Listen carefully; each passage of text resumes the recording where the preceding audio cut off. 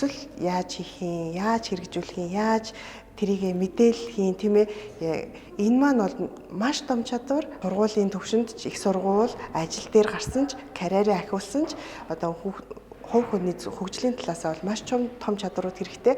Дээрэс нь энийг хийхийн тулд өөрөө хүн маань одоо нэг бусадтай зохицож ажиллаж, харилцаж сурах тийм ээ. Бусдын нэг хэсэг болсноо ойлгох, тэгээд одоо үүргээ ухамсарлах, даалгавраа биелүүлэх гэдэг энэ бүхэн дээр сэтгэл зүйн ур чадварууд бол маш их хэрэгтэй байдаг. Харилцааны ур чадварууд хэрэгтэй байдаг. Тэгэхээр яг энэ дээр ингэж одоо миний хувьд сэтгэл зүйн зүгээс орж ажилласан гэсэн үг.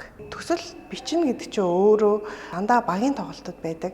Тэгэхээр бид нар одоо өнөөгийн нийгэмдэр яг нийгмийн талаасаа бид нар бие биентэй яаж харилцах уу, яаж дасан зохицох уу, багийг яаж хуваарлах уу, яаж зохион байгуулах уу тийм ээ. Өөрийнхөө сэтгэл хөдлөлийг ойлгох, тэгээд тэнцвэртэй байлгах, өөрийгөө илэрхийлэх энэ чадварууд нь хэрэгтэй байдаг учраас энэ төрлийн чадварууд дээр одоо сургуулиас гадуурх юм хөтөлбөрүүдийг бол илүү төлхөө хэрэглээсэй гэж хүсэж байна.